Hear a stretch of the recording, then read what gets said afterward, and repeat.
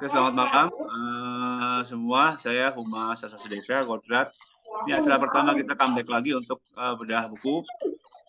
Buku yang sekarang dibedah adalah Mangan Oramangan Kumpul dari Umar Khayyam. Pembicara atau narasumber adalah Jeng Ana Kartika. Kemudian moderator Verena Dwina Rosianti. Monggo, saya persilakan. Ya, baik. Selamat malam semua teman-teman. Selamat bermalam minggu.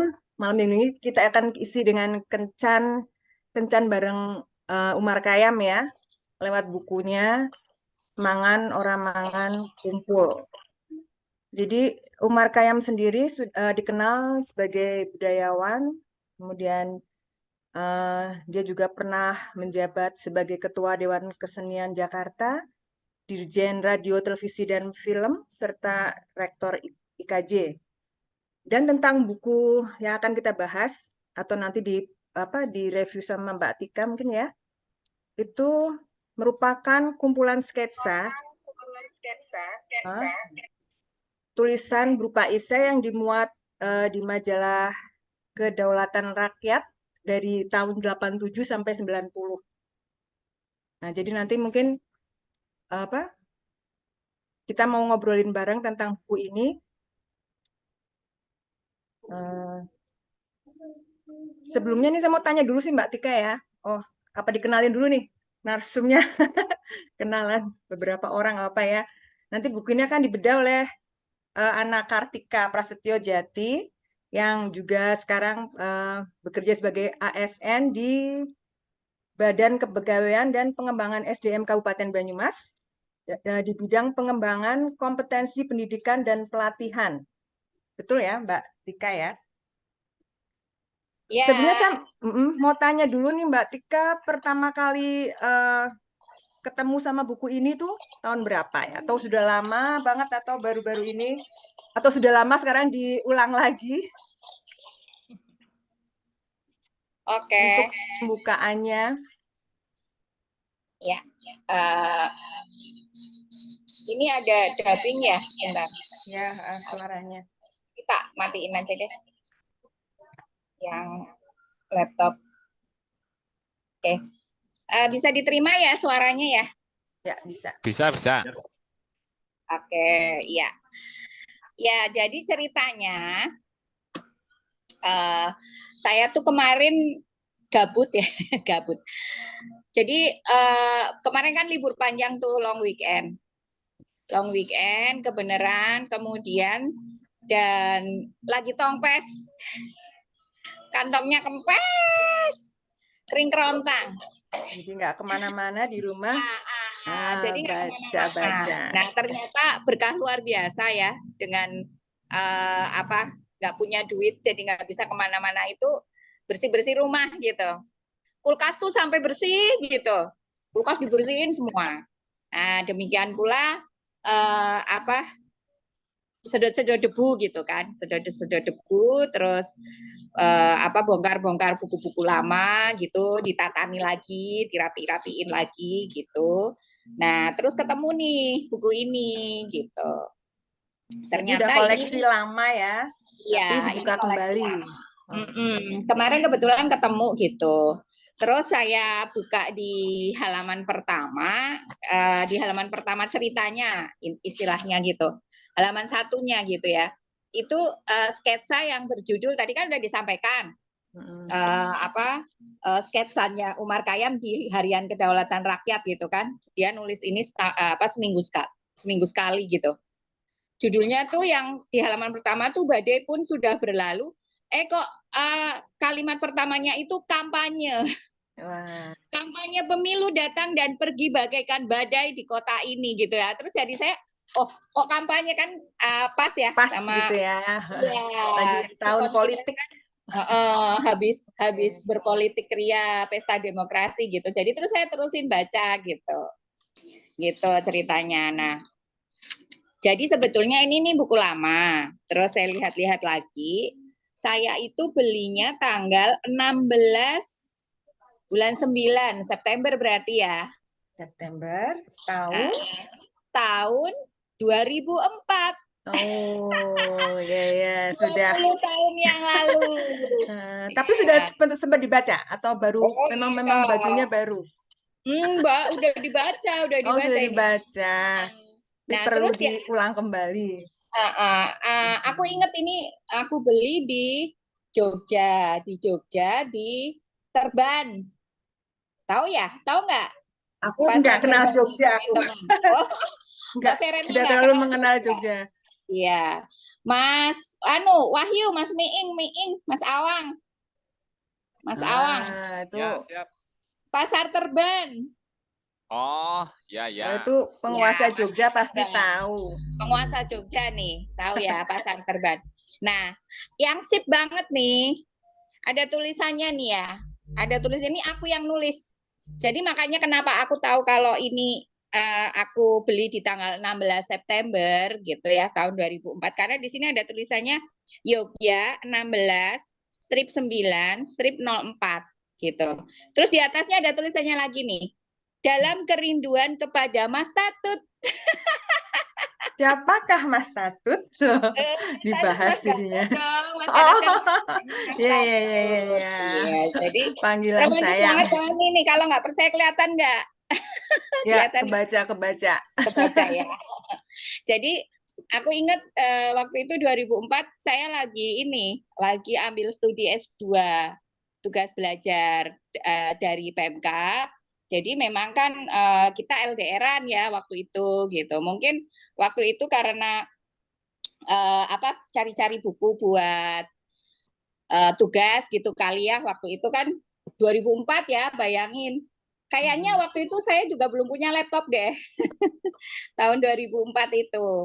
Nah, jadi kita cari-cari referensi, cari buku gitu kan di pasar terbantu, pasar buku-buku gitu, pasar buku-buku bekas gitu. Terus dapat ini. Saya nggak inget, udah 20 tahun ya, nggak inget kenapa waktu itu beli buku ini gitu.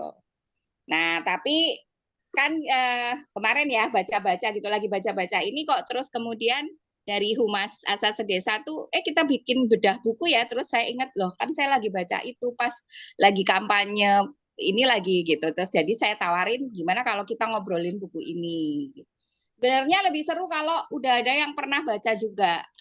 Ada yang pernah baca juga nggak nih, Mbak Fe? Moderatornya aja belum pernah loh. Udah gitu dipaksa jadi moderator. Iya. Tapi ketika membaca pertama tuh ada yang langsung nempel nggak, Tika? Ketika itu? Iya. Aku inget banget ya. Ini kan aku dari kemarin long weekend itu terus baca lagi gitu ya. Baca lagi kan belum selesai nih, belum selesai lagi maksudnya. Dulu kan udah pernah selesai gitu ya. Nah, ini kan karena bentuknya sketsa, satu judul itu paling hanya 3-4 halaman gitu. Tapi yang melekat banget di aku itu ceritanya tuh cerita tentang keseharian gitu kan. Ceritanya tentang keseharian beliau seorang tokoh namanya Pak Ageng. Nah, kalau kita membaca ini kita akan tahu Pak Ageng itu adalah seorang dosen gitu ya. Seorang dosen di kampus UGM begitu, di kampus UGM. Mungkin itu yang membuat aku terus tertarik beli gitu ya waktu itu. Nah, Pak Ageng ini dari penggambaran di sketsa-sketsa ini, dia itu hidup di rumah dinas begitu. Gambaranku tuh hidup di rumah dinas dosen di kompleks dosen UGM. Istri dan anak-anaknya tuh di Jakarta gitu. Jadi Pak Ageng ini di situ sendirian, istri anak-anaknya di Jakarta. Tapi Pak Ageng ini ditemani oleh istilahnya tim kalau dia bilang kitchen kabinet ya di sini. Kitchen kabinet dapur gitu. Kabinet dapur gitu. Tapi ya kita gambarannya itu ya para pembantunya gitu kan. Itu terdiri dari satu orang laki-laki namanya Mr. Regan. Kemudian istrinya namanya Nansiem. Kemudian mereka berdua tuh punya anak kecil yang umurnya sekitar 2-3 tahun gitu, namanya Beni Prakosa gitu. Dan di sini juga diceritakan dalam sketsa-sketsa selanjutnya, Beni ini mau punya adik gitu. Si Ibu Nansiem ini hamil gitu, hamil adiknya Beni gitu. Nah, yang diceritakan di sini itu sebetulnya keseharian yang merupakan pengamatan Umar Khayyam gitu ya, tetapi dituangkan dalam dialog-dialog keseharian antara kitchen kabinetnya sama Pak Ageng ini gitu. Jadi mungkin Pak Ageng ini sebetulnya gambaran dari profil Umar Khayyamnya sendiri gitu ya gitu. Tetapi pandangan Umar Khayyam ini dituangkan dalam dialognya Pak Ageng dengan kabinetnya. Ya, dengan kitchen Kitchen kabinetnya. kabinetnya ya. Gitu. Nah, yang sampai sekarang aku masih ingat, Mbak V ini enggak, atau teman-teman yang lain ini enggak, kita kan kadang gini ya wis ngesuk maning tak bayar nganggo duit yen kan gitu ya, nganggo duit yen gitu, kadang kan kita gitu ya, terus yen ing tawang ono lintang gitu. Nah, itu aku pertama kali dengar itu tuh aku baca di sini gitu loh. Cuma aku kemarin baca lagi tuh belum ketemu sketsa yang itu belum ketemu gitu. Jadi di situ Pak Ageng itu menceritakan, oh ya nanti dibayar pakai duit yen gitu ya. Terus dia nyanyi yen ing tawang ono lintang gitu. Nah itu aku ingat banget, itu aku pertama kali dapat dari buku ini. Gitu. Tahun 2004 ya. Berarti ini banyak pakai latar belakang memang kehidupan Jawa ya. Nah, kalau menurut Tika nih dengan sketsa yang latar belakangnya Jawa, terutama Jogja nih, terus untuk dikonsumsi banyak orang umum gitu, yang bukan di luar Jawa itu masih bisa masuk atau enggak?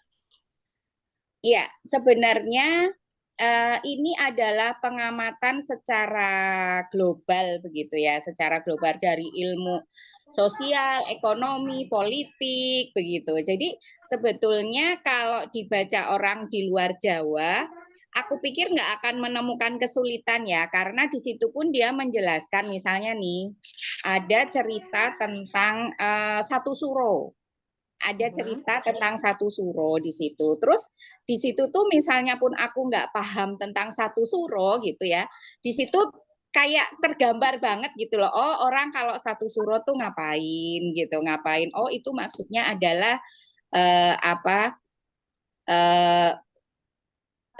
upacara tentang apa kayak gitu tuh dijelasin tapi pakai dialog gitu loh. Jadi bukan kemudian narasi gitu ya, bukan narasi, tapi antara dialog dengan Mr. Rigen sama Pak Ageng itu, oh ternyata kalau satu suro itu orang Solo pada balik ke Solo, terus mereka bersihin pusaka, terus ini kayak gitu tuh jadi paham gitu.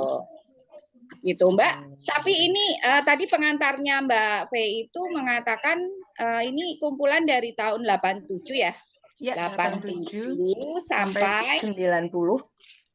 Sampai tahun 90-an. Ya, yang ini ya aku hitung tuh ada sekitar 135 sampai 140 lah sketsa. Sketsanya. Iya, jumlah sketsanya itu sekitar 140-an lah, 140-an tulisan. Iya, ini memang yang pertama itu 12 Mei 87 ya. Kemudian yang terakhir itu 30 Januari 90 gitu. Nah, kalau setiap minggu terbit memang jatuhnya kan sekitar itu ya, 130-an minggu gitu, 130-an minggu. Gitu sih, dan buku ini kelihatannya di masanya gitu ya, di masanya itu memang terus mendapat sambutan pembaca yang sangat baik gitu. Karena walaupun itu sudah diterbitkan setiap minggu, artinya kan sebetulnya sudah banyak orang baca. Sudah dibaca ya.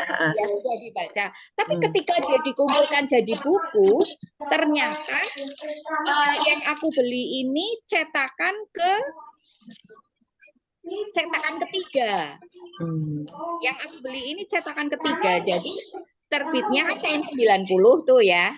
Karena kan dari 87 sampai 90. Iya, cetakan pertama, terbitan pertama itu tahun 90.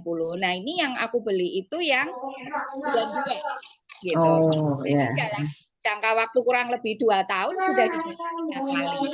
Padahal itu juga terbit setiap minggu di harian kedaulatan rakyat gitu. Berarti kan memang animonya masyarakat waktu itu tuh sangat Sangat ini baik ya. gitu. Nah, menurut aku sih memang karena ini ya membumi gitu loh. Membumi terus kok ya hampir sama dengan kehidupan kita gitu seperti itu gitu ya. Jadi ini bukan sesuatu yang di awang-awang gitu, yang dia kisah-kisah yang dia ceritakan di sketsanya itu bukan sesuatu yang di awang-awang, ataupun juga sebetulnya itu sesuatu yang mungkin jauh ya dari kehidupan kita, misalnya katakanlah pertemuan politik gitu, pertemuan partai-partai politik kayak gitu, terus ada acara di kementerian gitu ya. Tetapi Pak Agengnya ini menceritakan dari sudut pandang Pak Ageng ini pas banget dengan kayak pemikiran kita gitu, rakyat biasa gitu. Mungkin satu deh, Tika, cuplikan satu dari satu sketsanya biar kita punya gambaran gitu. Iya.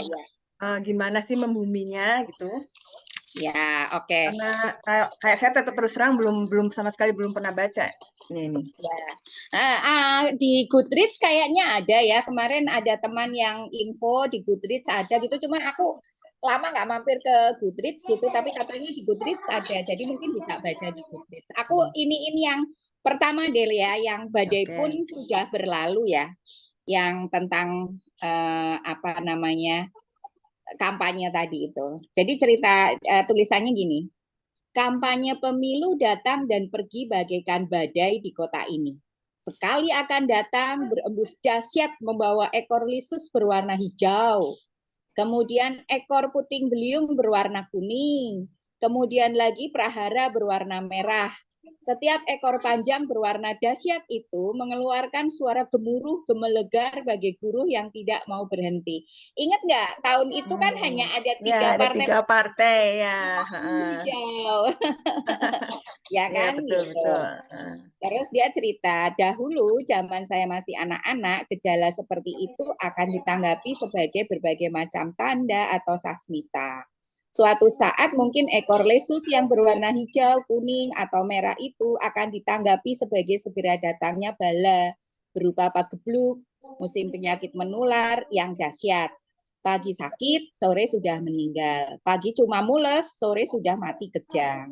Atau karena badai itu diikuti oleh suara gemuruh, ditafsirkan akan datangnya lampor, yakni konvoi kendaraan magic dari kerajaan lelembut Nyai Roro Kidul yang mengawal dan mengiringi Ratu Lelembut yang konon berwajah cantik tiada tara. Menurut para tua-tua kampung pada waktu itu, Nyai berkenan datang ke salah satu kota magic, Salak atau Yogyakarta untuk show of force, bertamasya, atau mungkin menghadiri konferensi meja bundar di keraton Raja-Raja Jawa. Apapun, badai beserta suara gemuruhnya yang berkepanjangan dan ekor panjang berombak yang berwarna itu tidak akan dibiarkan berlalu tanpa interpretasi canggih dari penduduk. Semua melihat gejala itu sebagai satu sistem tanda yang cepat atau lambat diperkirakan akan membawa konsekuensi perubahan yang gawat buat negeri ini. Terus, Mas Joyoboyo, penjajah ayam panggang Klaten yang tiap hari Minggu setia menggedor pintu rumah dan langsung duduk melesot di lantai, dan dengan keterampilan seorang pro member paha-paha dan dada-dada yang coklat kehitaman di depanku, pada suatu minggu pagi bercerita dengan penuh semangat dan emosi. Tentu saja tentang kampanye. Wong sedang musimnya kampanye. Nah, ada satu tokoh lagi di luar tokoh yang udah aku ceritain tadi, kan ada Pak Ageng sama Kitchen Kabinet. Ya, ada satu tokoh lagi namanya Mas Joyoboyo. Mas Joyoboyo ini penjual ayam panggang dari Klaten. Setiap hari Minggu dia datang ke rumahnya Pak Ageng untuk menawarkan ayam panggang. Ayam panggang. Ya. Wong sedang musimnya kampanye. Ya. Terus Ini Mas Joyoboyonya. Wah, sudah toh. Kampanye itu jangan elok, teman. Eloknya.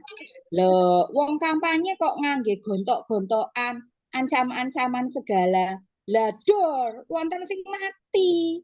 Loh, hanya risiko pesta demokrasi, Mas. Pesta dangdut saja ada resiko mati, C. Mas Joyoboyo terus saja dengan laporannya. Mungkin kata risiko tidak digubrisnya. Mungkin ya tidak didengarnya, karena risiko itu mungkin ya bukan kata apa. Tangannya terus menyambar dada, tepong, dan mentok dibungkus, dan mengatakan dalam daun dan tangannya mengacungkan paha mulus kecoklatan, dia meneruskan cerocosannya. Lah pri kampanye itu nggih mestinya ya api-apian mawon. Wong Jawa itu kan ya mestinya kampanye kok jor-joran. Kampanye itu sing guyub gitu. Baris-baris bareng, nyanyi bareng, joget bareng, saling muji golongane dewe-dewe. Rak begitu. Wong yang pisu-pisuan kampanye itu kalau habis pemilu ya bareng-bareng saya sama anak saya loh. Kok sekarang itu bolehnya gawat loh. Pahanya den, besar, empuk, ayu, coklat. Sampean itu pripun, Mas? Ya ini demokrasi tenan. Kalau kampanye boleh dongeng program dan kehebatannya sendiri-sendiri. Bebas. Wong demokrasi kok. Loh, sing pinter dodolan kampanye nanti nek coblosan dapat suara terbanyak. Terus dia nanti yang ngatur pemerintahan. Pesta demokrasi kok, Mas. Den, niki dadane 2, mentoke 2, pahane 4. Lah roti santen teng koweh loro, semua 8.240 sen. Maringi duit pas ya, Den. Mau apa lagi kecuali membayarnya? Uang pas recehan itu saya pinjam dari para pembantu di belakang. Suara rakyat terus terdengar lagi. Penggang ayam, penggang ayam, penggang ayam. Itu. Jadi aku berfantasinya kan kayak gitu ya. Penggang ayam gitu kan si Mas Joyoboyonya itu. Rigen adalah pembantu rumah yang sudah ikut saya selama 10 tahun. Pada hari ultah angkatan bersenjata 2,5 tahun yang lalu, ia punya anak dinamakan Beni Prakosa. Cita-cita orang tuanya minimal anaknya kelak mesti jadi Pati Abri. Dia melihat kelahiran pada hari keramat, begitu juga dalam rangka sistem tanda. Pada musim kampanye itu, setiap sore dia anak beranak akan siap berdiri di pinggir jalan, nonton gelombang badai kampanye lewat gemuruh di depan hidungnya. Dasar anak calon jenius, si Ben yang baru berumur 2,5 tahun itu sudah apal semua tanda gambar. Gambar nomor 1, apa le? Srengenge, tangannya ngacung jempol. Kalau gambar nomor 2 le, pohon jambu, tangannya ngacung jari 2.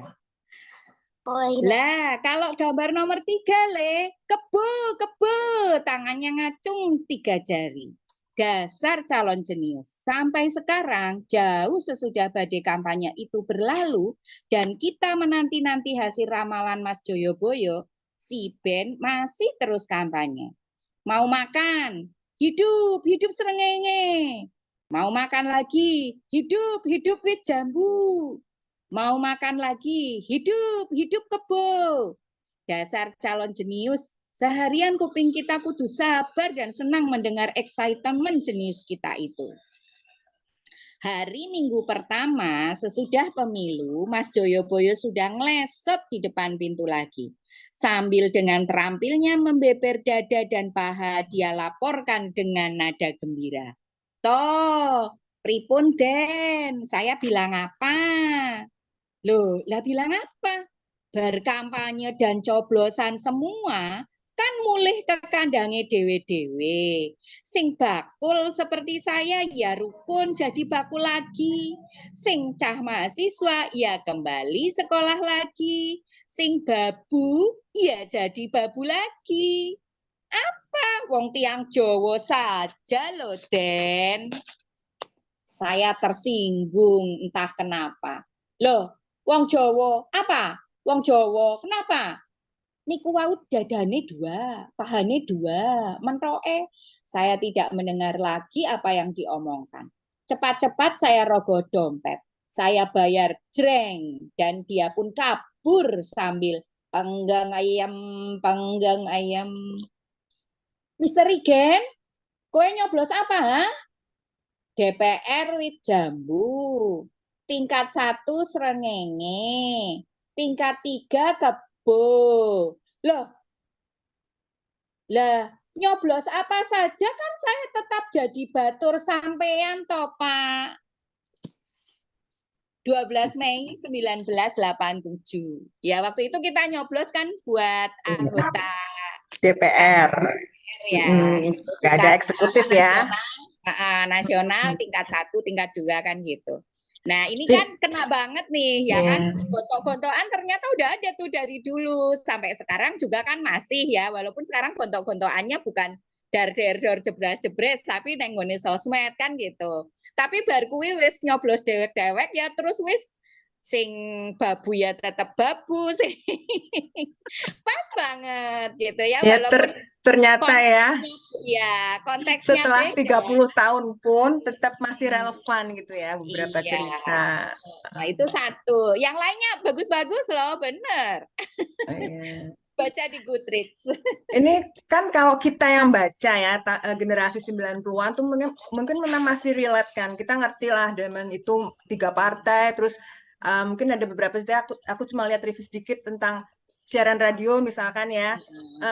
Ketika itu dibaca ulang oleh generasi kita yang sekarang generasi apa ngetopnya Gen Z itu, kira-kira masih bisa masuk nggak, Tik, bukunya Umar Khayyam ini?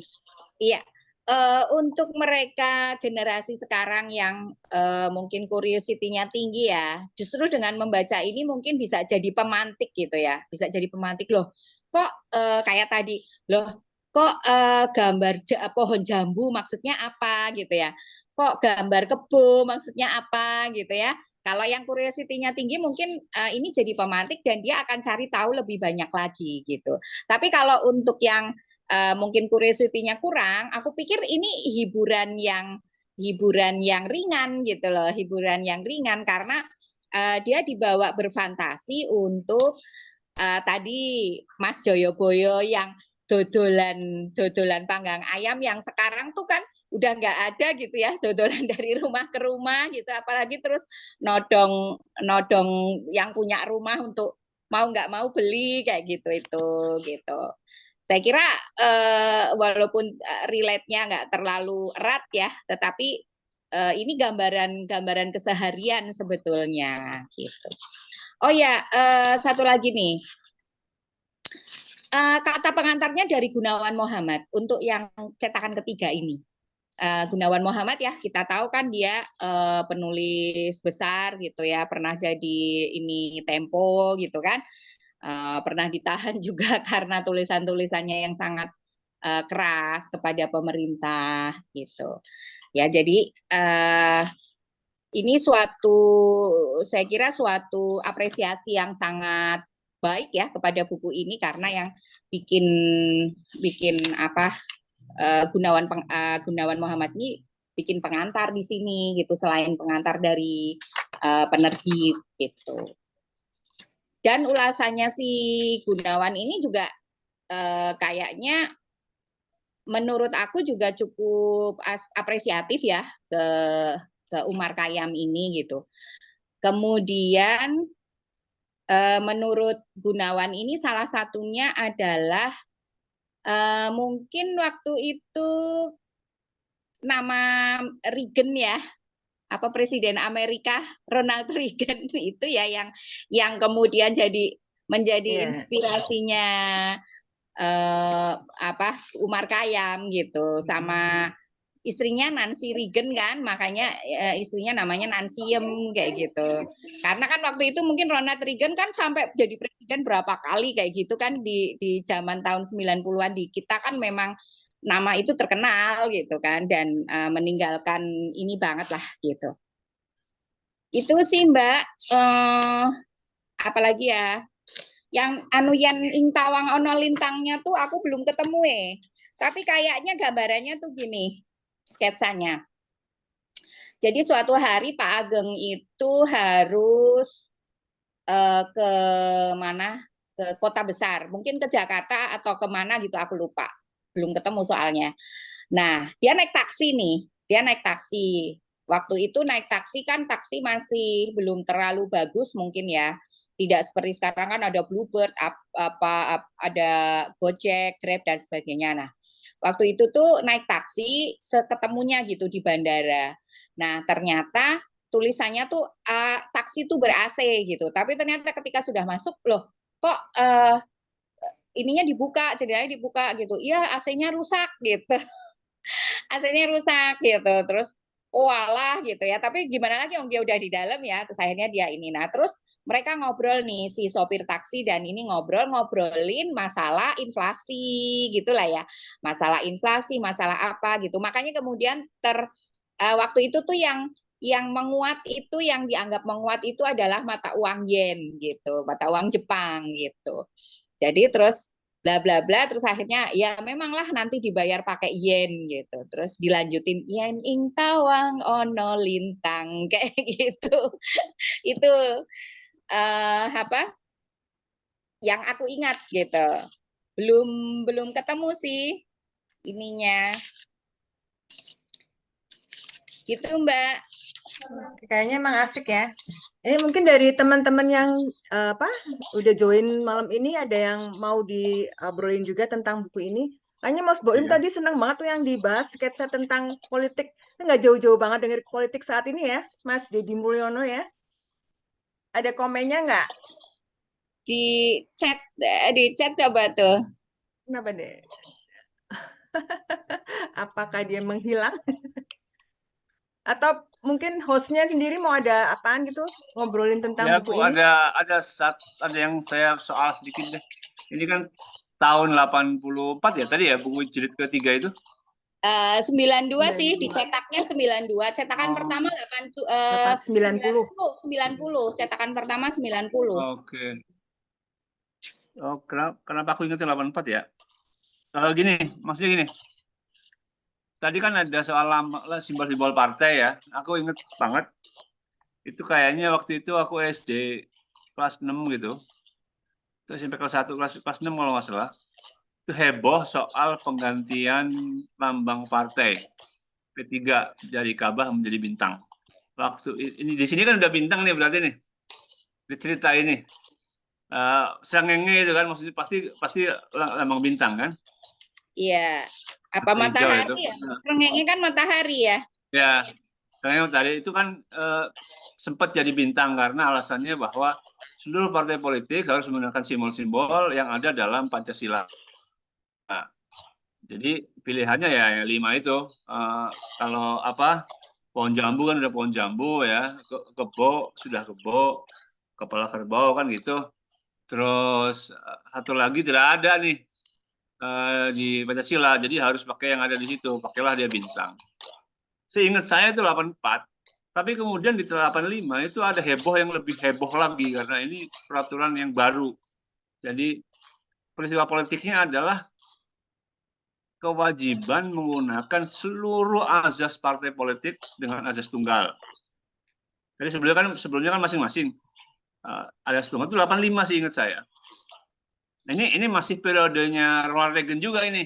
Jadi dia pakai Reagan, pakai Nancy itu memang saya pikir itu semangat zamannya waktu itu Ronald Reagan di 80-an. Cuma kalau ini dicetak 90 kok dia nggak nyebut ya soal rame-rame azas tunggal itu ya. Soalnya itu peristiwa yang luar biasa menurut saya.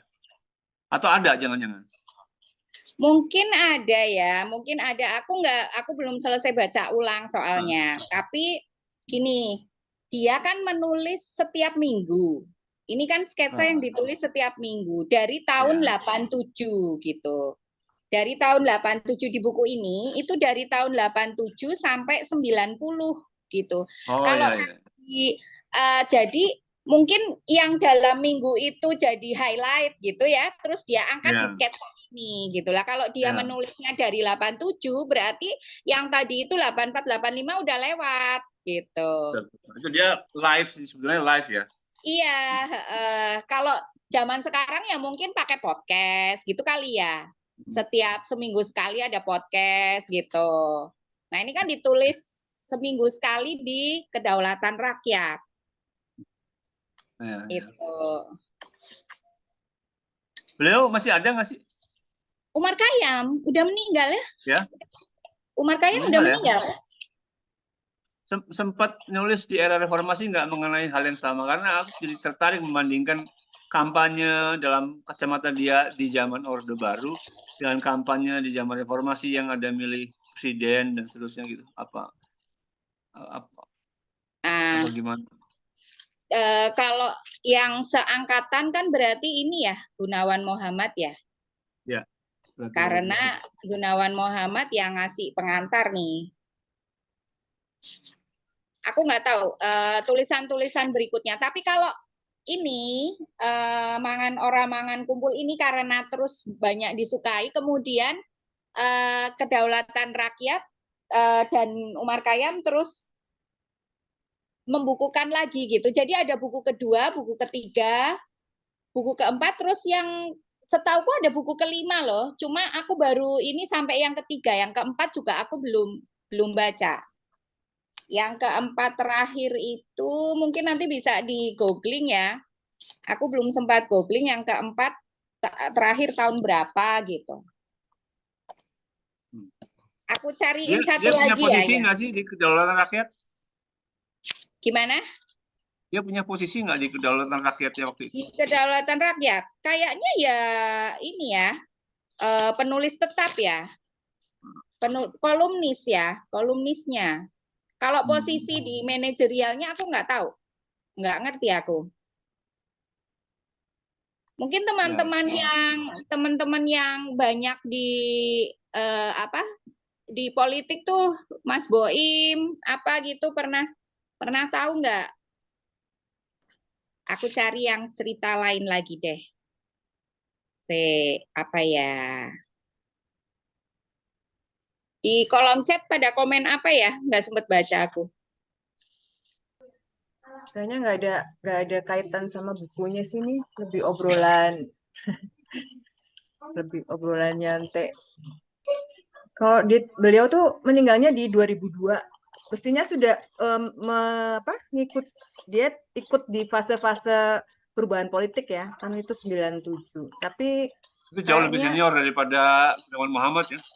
Iya, sekarang 80. Tapi dia waktu meninggal masih 69 umurnya, masih ini. Mungkin bisa kelahiran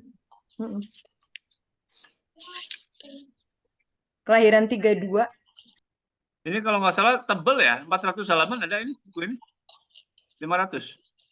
458. Ya, 458 halaman. Berapa cerita itu? 140-an. Ya, itu tadi sekitar 140 minggu berarti. Ya, 3 tahun kan? Dari 87 sampai dari Mei 87 sampai Januari 90. Iya, Januari 90. Tapi memang ambil judulnya mangan orang mangan kumpul itu memang Jawa banget ya. Jawa banget. Iya. Kan kalau kayak saya sendiri masih sering dapat petuah tuh kayak gitu, ide mangan orang mangan kumpul. Terutama kalau lagi berantem sama saudara-saudara kan. Jadi kayak bahwa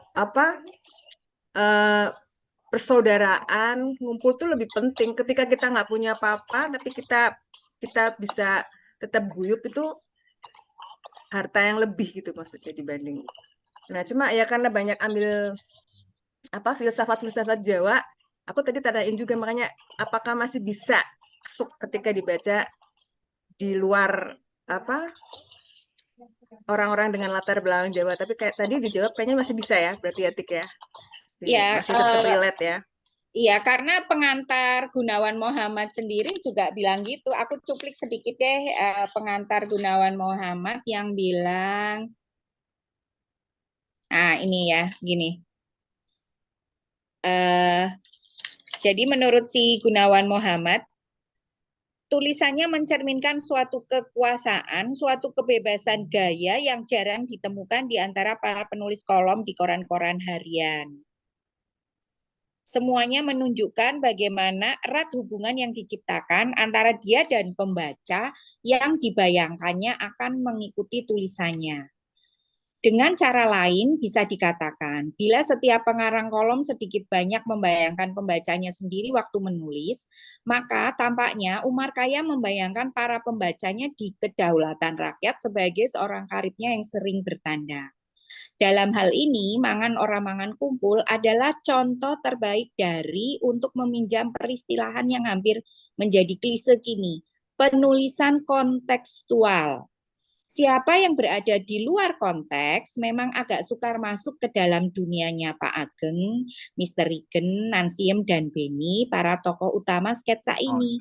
Tetapi siapa yang berada dalam konteks itu, seperti banyak pembaca kedaulatan rakyat yang dengan setia mengikuti kisah-kisah anekdotis Umar Khayyam ini, akan menemukan banyak hal. Humor, komentar sosial yang cocok, atau dalam omongan orang Jogja, kemahiran yang spontan untuk menempatkan satu kata atau kalimat dengan asosiasi kata atau kalimat yang mendadak lain, juga pernyataan-pernyataan yang arif tentang suatu situasi. Itu. Jadi kalau yang di luar konteks mungkin ada kesulitan, tetapi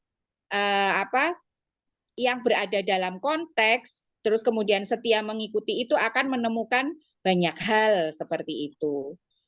Kemudian si Gunawan juga bilang, ya, bila sketsa ini dilihat sebagai suatu komentar sosial, Anda bisa juga melihatnya pada hubungan dialektik tadi ya, dialog-dialog antara Pak Ageng dan Mr. Rigen. Posisi Mr. Rigen adalah orang nomor 1 dalam kitchen kabinet Pak Ageng yang ikut menyumbangkan pikiran untuk keputusan-keputusan penting. Karena Mr. Rigen pada dasarnya adalah apa yang kini disebut sebagai pembantu dan dulu disebut orang Jawa sebagai batur yang tentu saja tinggal dan bekerja dekat dapur. Bahwa Mr. Rigen terkadang menasehati, memprotes, menegur, sementara ia masih sekali dua kali menyebut Ndoro, menunjukkan bagaimana kacaunya hubungan antara priayi dan batur. Tetapi kekacauan ini wajar karena kita juga menyaksikan dalam hubungan-hubungan lain, misalnya Arjuna dan para punakawan. Kalau mau lebih jauh lagi, Lear dan tokoh The Fool dalam lakon Shakespeare. Ini aku asing nih, belum pernah baca yang disebutin Gunawan Muhammad. Barangkali Mbak V atau Mas Kodrat atau yang lain pernah baca tokoh Shakespeare yang ini. Kodrat pasti udah ya, Kodrat. Shakespeare. Bagi saya lebih penting dari sifatnya sebagai komentar sosial, tulisan Khayyam enak dinikmati karena ia secara spontan dan konsisten memberikan kearifan memandang hidup. Mungkin ada yang akan mengatakan bahwa kearifan ini adalah kearifan khas Jawa, karena tulisan-tulisan ini penuh dengan warna daerah. Tapi saya kira tidak seluruhnya demikian. Sultan Takdir Ali Syahbana pernah menyatakan bahwa satu kata kunci untuk memahami kebudayaan Jawa adalah kata alus. Seorang teman saya yang sudah meninggal, Sujoko Prajoko, juga Sujoko Prasojo, pernah mengatakan bahwa takdir salah. Kuncinya terletak dalam kalimat ngono ya ngono, nanging ojo ngono, yang bila diterjemahkan bebas kira-kira berarti bersikap begitu boleh-boleh saja, tetapi jangan begitu dong. Suatu imbauan agar kita jangan berlebihan, tapi bagaimana batas berlebihan itu dibiarkan kabur. Saya kira baik takdir maupun Sujoko Prasojo benar, dan tulisan Umar Khayyam ini pada dasarnya mencerminkan keduanya.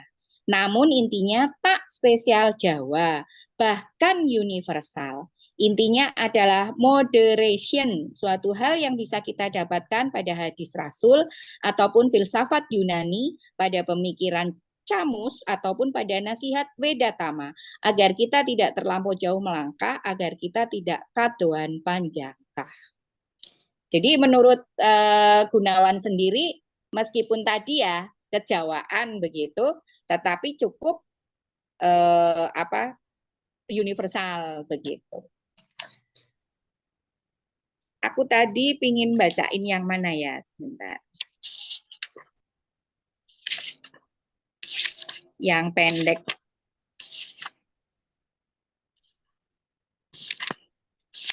Yang tentang satu suro ya. Satu suro tadi tentang satu suro.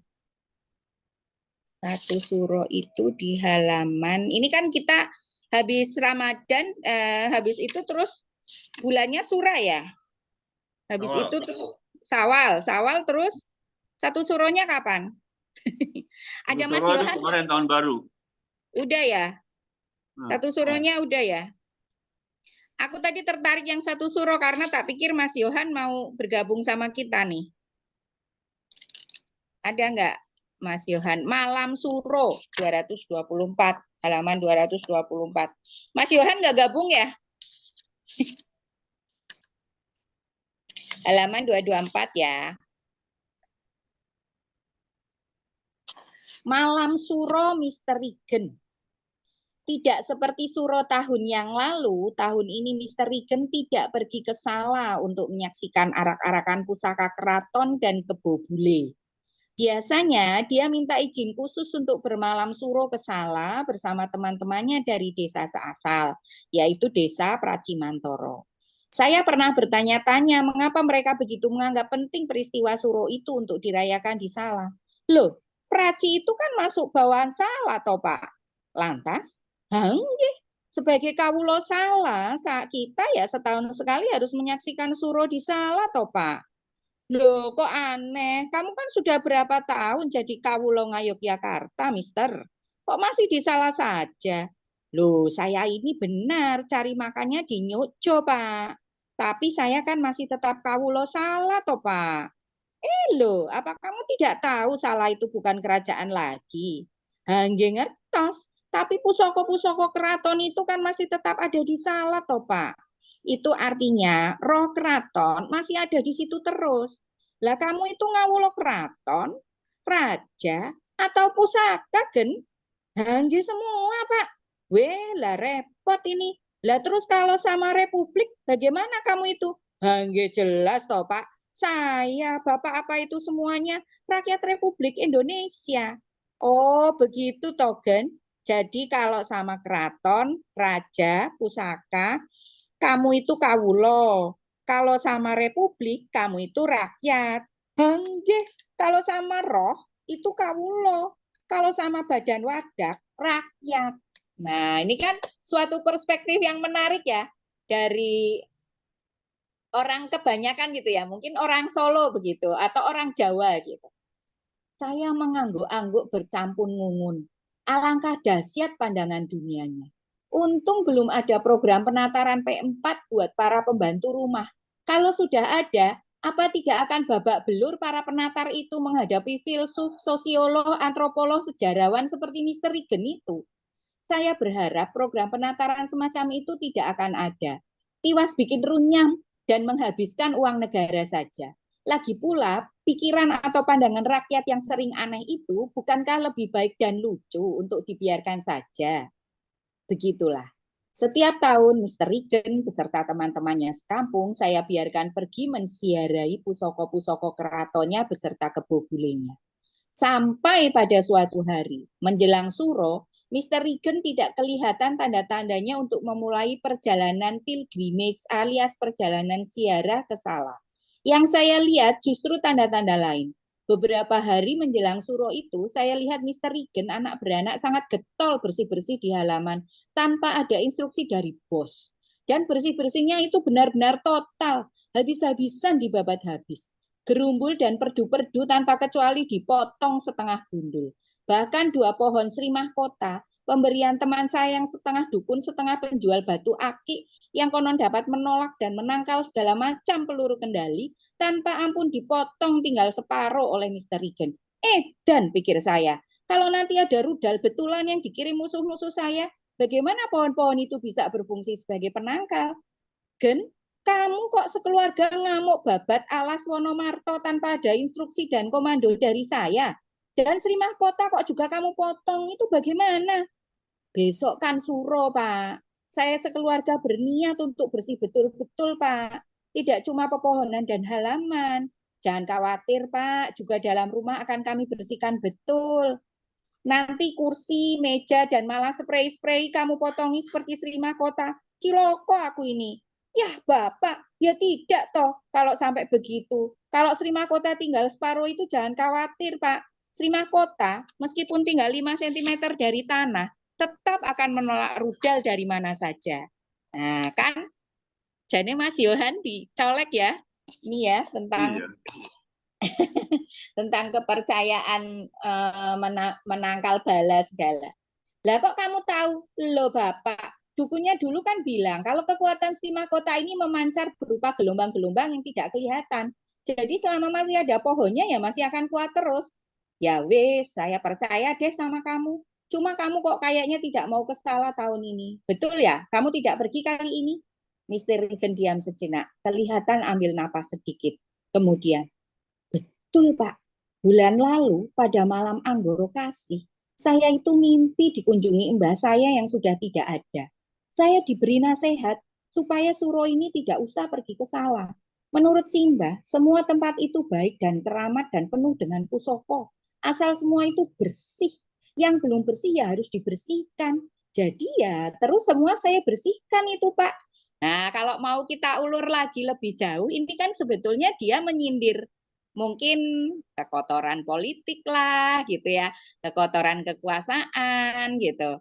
Jadi menurut si Umar Khayyam ini semua akan bisa jadi pusaka, bisa akan jadi senjata yang tajam, senjata yang sangat berkualitas gitu ketika bersih begitu. Kalau kita mau mikir sampai ke sana ya. Terus apalagi pesan mbahmu? Saya harus puasa, melek semalam suntuk, dan cukup mengelilingi rumah ini 8 kali. Pusoko itu ada di rumah ini, Pak. Menurut Mbah, ya Bapak itu pusokonya. Der, der, der. Seketika suara petir sambar menyambar terdengar di dalam telinga dan masuk melorot ke dalam rongga dada. Aku jadi pusoko sekarang. Cilaka. Pasti sebentar lagi pusoko ini harus siap menaikkan gaji. Begitulah, pada sore hari menjelang suro, saya melihat Mr. Regan anak beranak sudah tampak bersih rapi. Rumah saya pun kelihatan istimewa bersihnya. Di halaman rumput itu tidak kelihatan sehelai daun nangka pun tergeletak. Hijau, rata, sehijau dan serata lapangan sepak bola Wembley. Juga lantai dan kursi meja di dalam rumah. Semua kelihatan mengkilap. Adapun Mr. Regan memakai hem putih lengan panjang. Belum pernah saya melihat baju dan celananya sebersih itu. Juga Miss Nancy yang kelihatan bersih, bersinar, dan kelihatan bertambah cantik dalam baju hamilnya itu. Sedang Benny Prakosa tampil dalam uniform ABRI lengkap. 3 orang itu datang menghadap saya tiba-tiba ngelesot duduk di depan kursi goyang kerajaan saya. Weh, ada apa ini? Kan Idul Fitri masih lama lagi datang. Nuwun Pak Ageng, malam ini malam suro, malam suci, malam bersih-bersih jiwa. Kami sekeluarga menghadap nyuwun sawab dan restu dari Pak Ageng. Waktu berbicara itu, Mr. Regan dengan hormat dan kusuknya menundukkan kepalanya. Begitu juga dengan istrinya. Adapun Benny Prakoso, meskipun duduk rapi bersila, asik melap-lap rentetan bintang jasa yang menempel di dadanya. Rupanya itu penjabaran wangsit pesan dari mbahnya dalam mimpi Anggara Kasih itu. Walah, aku harus tampil sebagai pusoko atau kebobule ini. Tetapi melihat keseriusan Mr. Regan, melihat perut Miss Nancy yang sudah semakin besar, melihat Benny Prakosa yang peringas-peringis sembari petita-petiti dengan bintang jasa dan gerilanya, tiba-tiba hati saya jadi terenyuh. Beginikah rakyatku harus menyembahku sebagai pusoko? Ganti pusoko keraton dan kebobule yang sono itu, edan. Wis, Mr. Regan, kau keluarkan jeep dari garasi. Kita pergi semua malam ini. Saya melihat mata Benny Prakosa yang bundar itu berputar mengeluarkan sinar hijau. Ke restoran Pak Ageng, ke restoran. Ya, malam itu kami serumah makan malam di Kentucky Fried Chicken. Saya lupa mengecek apakah Mr. Regan jadi puasa dan keliling rumah sesudah itu. 16 Agustus 1988. Keren nih malam minggu didongengin sama Tika nih. Tentang satu Kebawa. suro loh ini. Bener-bener kebawa loh. Oh, ke bawah ya, kebayang ya. Tapi Langsung memang bisa balik ke memori tahun-tahun itu gitu loh. Jadinya. Ya, ini kalau generasi kita mungkin memang masih bisa Masih relate ya. berfantasi ya dan generasi kita kan biasa berfantasi. Kita kan bacaannya kayak baca Ya, terus 5 berfantasi sekawan gitu. gitu ya. Iya. Anak Kayak misalnya sekarang Eni nggak Ero ngenalin. gitu ya. Eni Ero. Itu Boim kan- udah pengen banget komen itu. Oh ya. Kan itu kan kita baca terus membayangkan gitu ya, kita bisa membayangkan gitu loh. Tapi kalau generasi sekarang kan enggak, mereka kan nonton, bukan membayangkan tapi nonton gitu loh, melihat gitu. Berita itu kan tidak dibaca tetapi dilihat, didengarkan, visual gitu. Nah kalau kita mungkin dibacain kayak gini memang masih bisa ini ya.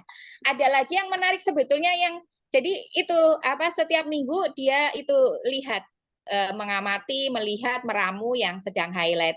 Di sini juga ada tentang PSSI, PSSI di zaman itu ya. Terus Piala Eropa gitu. Jadi di sini masih ngomongin Marco van Basten,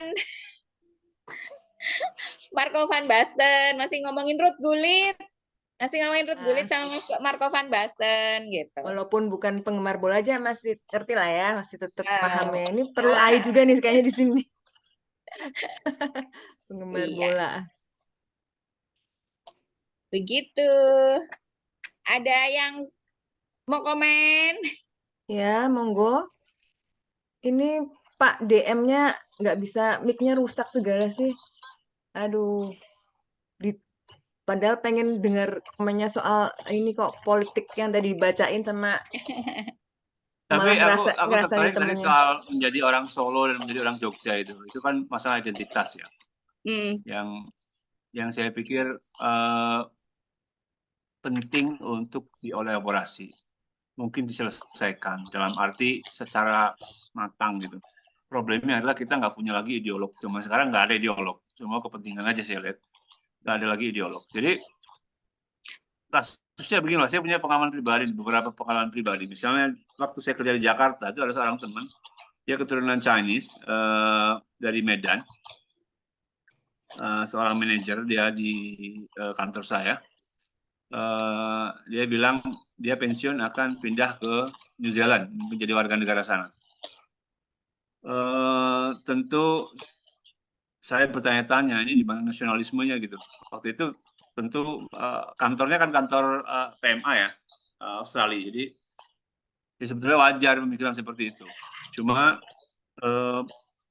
pernyataannya membuat saya bertanya-tanya.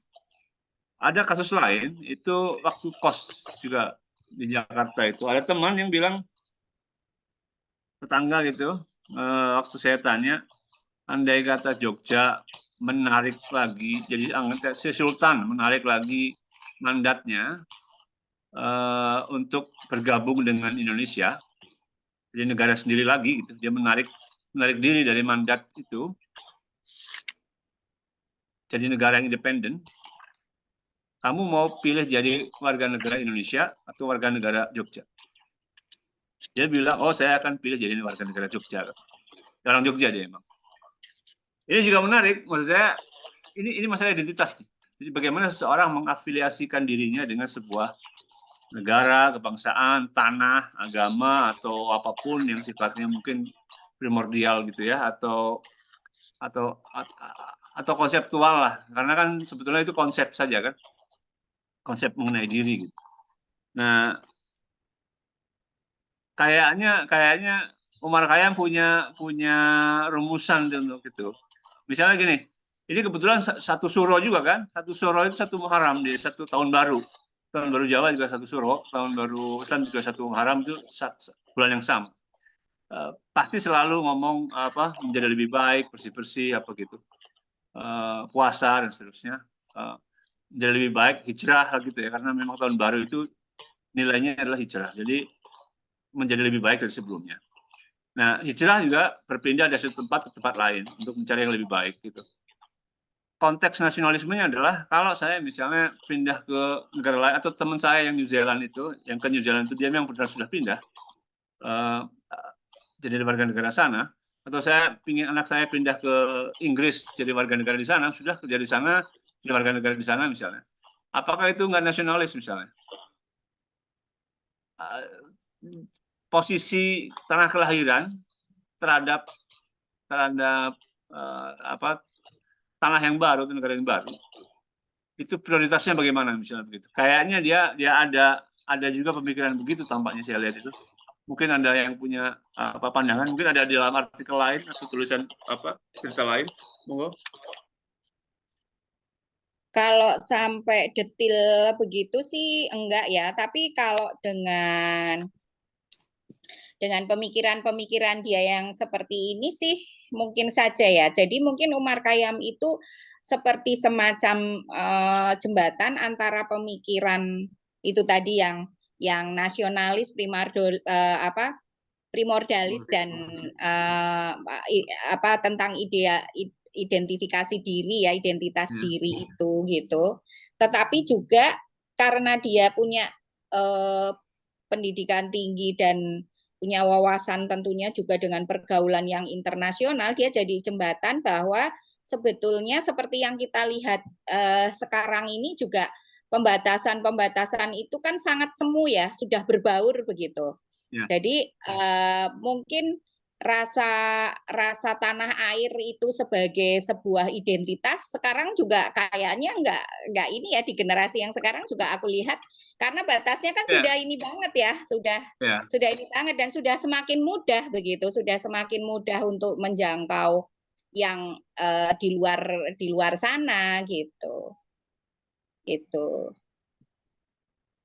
Mungkin kalau Khayyam sekarang masih ini dia akan bisa mengungkapkan itu, tapi saya kira pemikirannya sih jembatan untuk itu ya, seperti juga jembatan antara ini pemikiran rakyat biasa seperti ini. Miss Nansiem ini istrinya Mr. Reagan itu kan digambarkan dia lulusan SD gitu.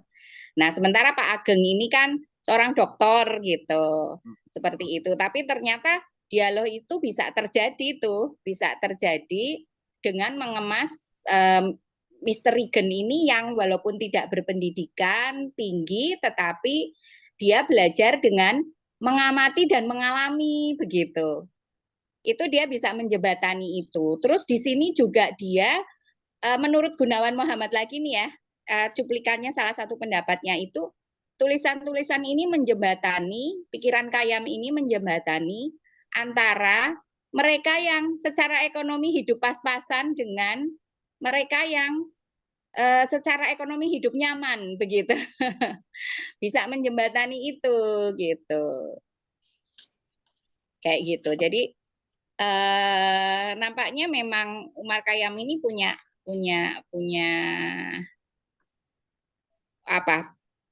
konsistensi untuk menulis dengan menjembatani banyak pemikiran. Bu Tika, ini ada satu hal yang penting dan menurut saya relevan banget dengan kita. Ada teman-teman di antara teman-teman kita yang menganggap bahwa membaca atau buku atau tulisan, bukan tulisan lah, buku lah, itu bukan budaya Jawa. Atau budaya Jawa tidak berdiri di atas tulis-menulis. Menurut saya ini sebuah kontradiksi. Karena yang berpandangan begitu justru lagi senang aksara Jawa, kuna lagi. Jadi artinya ada tulisan itu, ada budaya tulis-menulis itu, walaupun memang pakai media lain bukan kertas ya, tapi kan mereka punya lontar juga. Lontar itu kan cuma daun, seperti kertas juga dari pohon, lontar juga dari pohon, sama gitu. Terus juga nulis di prasasti dan lain-lain. Mungkin kita bisa nggak nih mengupayakan sesuatu yang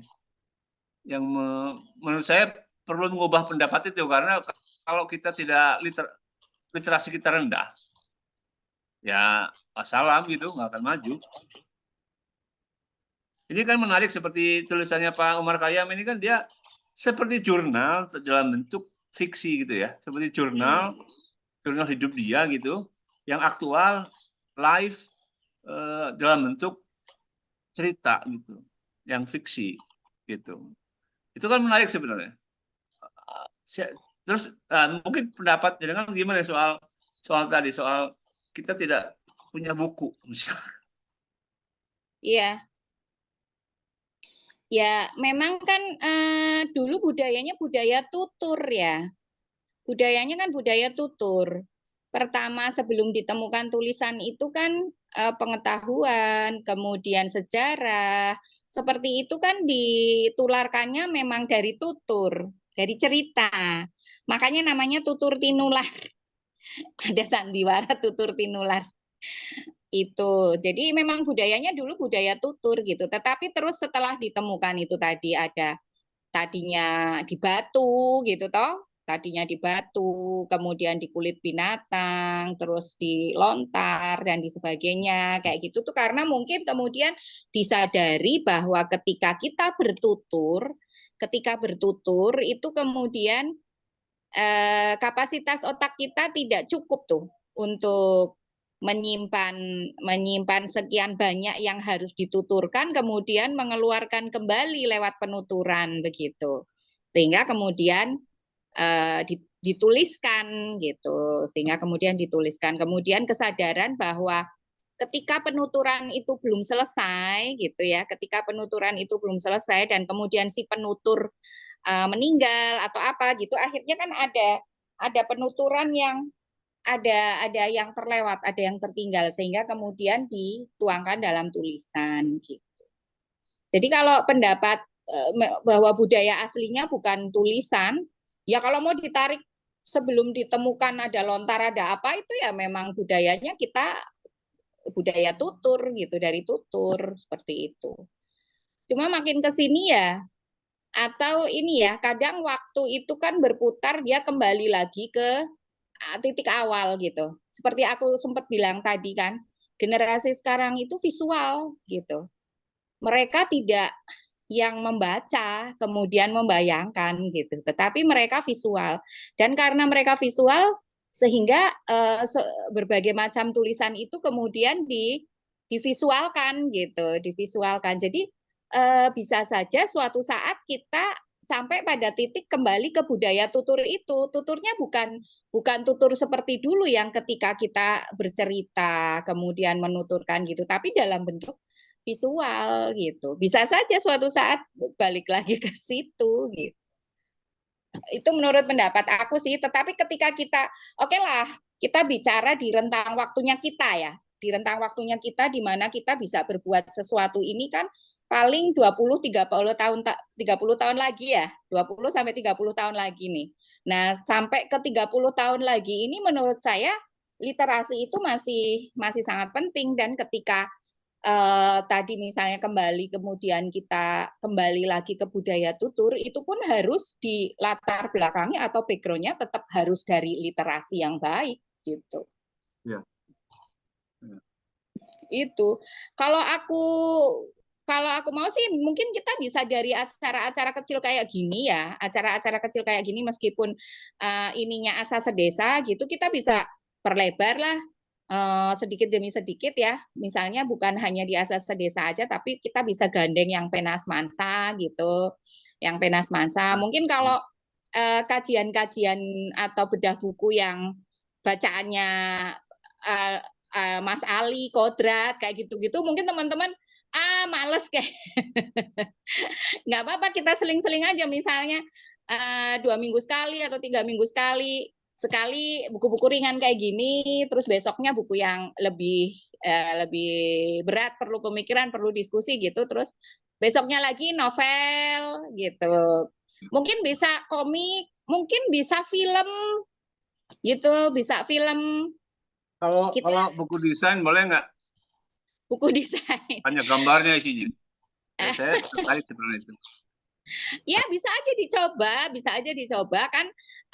Ini kan juga tidak semua sudah pernah baca ya, tidak semua sudah pernah baca. Cuma karena ini sketsa, jadi saya kan ringan membawakannya, kan bisa tadi dengan menceritakan 1-2 sketsa, membacakan 1-2 sketsa gitu. Jadi mungkin kita bisa selang-seling gitu, buku desain yang nanti yang ngecebres cuma 1 orang kita lihat nggak masalah gitu kan. Orang yang punya curiosity kan mungkin akan nanya, kok bisa gitu, kok bisa gini kan gitu. Ya dari yang kecil-kecil seperti ini sih saya pikir kita bisa ini ya, bisa coba untuk mengawal literasi itu tadi. Aku nambah sedikit ya, tadi yang soal budaya Jawa yang tidak tertulis itu. Aku pernah baca sekilas di bukunya, tapi bukan bukunya Umar Khayyam, ini bukunya Ayu Utami emang. Jadi emang kenapa tidak banyak dituliskan? Itu katanya juga karena tidak semua orang itu dianggap berhak menerima apa Kayak wahyu cerita ya. ini. Ya, betul. Jadi kayak wahyu. Jadi ketika itu disebarkan umum, itu tidak bisa semua orang akan nerima dengan sesuai dengan keinginan si pencerita itu. Jadi memang untuk mendapatkan iklan dulu, untuk dapat cerita itu tuh hanya di orang-orang tertentu gitu. Itu sih tambahan aja. Kenapa nggak banyak tuliskan gitu. Tambahan. Keluar Ya, dari topik ya. dalam hal itu mungkin kita sepakat saja untuk tidak pendapat gitu. Nah, ini kan juga berdasarkan tulisan orang lain, bukan pendapat Ya. aku pribadi gitu ya. Balik lagi ke ini, mangan orang mangan kumpul. Mas Setio baru datang, nggak ini ya, nggak sempat dengerin dongengnya Tika tadi, indah sekali, dongeng di malam minggu. Ada itu juga nggak, Setio? Mau ikut nimbrung juga nggak di sini? Suaranya hilang ya. Sip, Hah? sip. Ya, cek. Aduh, nggak dengar sih ya. Ikuti aja ya, udah lanjut nih tadi. Oke. Kayaknya ada mulai dari kumis tempelan itu tadi baru masuk kayak itu. Setio bentuknya terpakai. Kaosnya Guys. Atau Dince mungkin mau ini, Ya, ada yang mau diobrolin soal ini. Belum pernah baca kan, Din? Kayaknya keren, Din.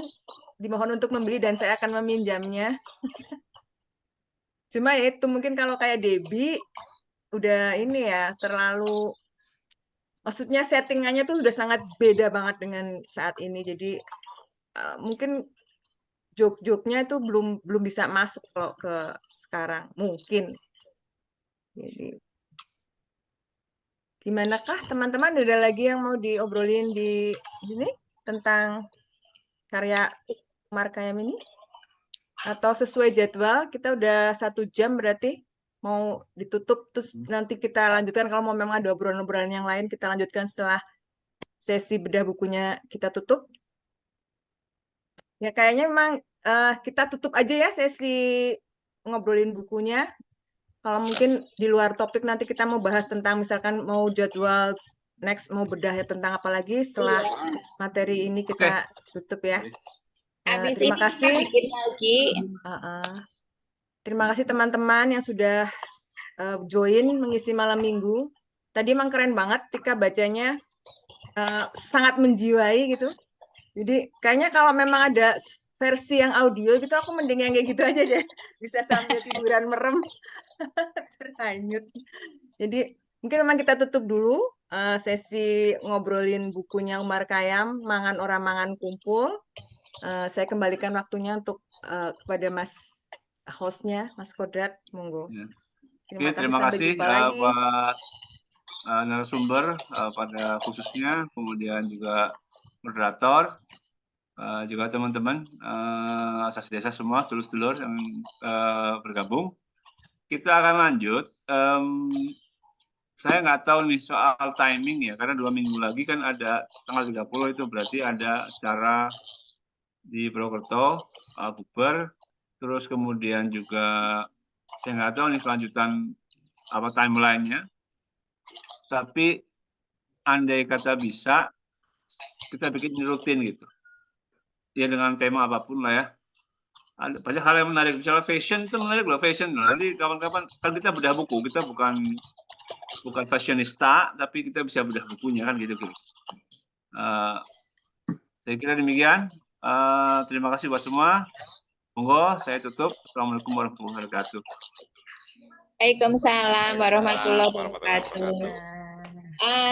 Mungkin nambahin dikit ini buat ini kan judulnya Mangan Orang Mangan Kumpul ya. Jadi mungkin itu bisa jadi semacam tagline gitu, tagline untuk acara bedah buku ini gitu. Kan mengawali. Terus selanjutnya ya kita mangan orang mangan kumpul gitu. Kalau Zoom kayak gini kan orang mangan-mangan, tapi kan Betul, betul, kumpul betul. gitu. Ya, ya. Betul, Jadi betul, bisa betul. semacam tagline gitu. Kalau masih berminat ke bukunya Umar Khayyam sih, nanti mungkin bisa yang buku kedua, buku ketiga gitu. Kapan-kapan buat selingan Oh, lagi iya. gitu. Ya. Misalnya tadi ada buku fashion, ada buku desain, ada buku apa gitu. Terus mungkin Umar Khayyam lagi yang buku kedua kayak gitu. Oke, oke. Gitu. Saya juga mohon izin untuk ini dibikin di YouTube channel atau dalam podcast Asas Desa atau Asa TV nanti dengan sedikit layout. Tapi apa adanya ya. Jadi kita kan sangat simpel banget ini, nggak ada backdrop, nggak ada apa gitu. Ya mungkin jangan ke Asa TV dulu deh, buat podcastnya aja. Oke. Iya, iya. Oke, Nanti terima yang kasih berikutnya, semua. nanti yang berikutnya lebih siap lagi. Iya, siap, siap. Oke, gitu kali ya. Terima kasih semua. Kalau yang masih mau hangout, boleh. Ini tapi rekaman saya off. Oke. Selamat malam, sampai ketemu lagi.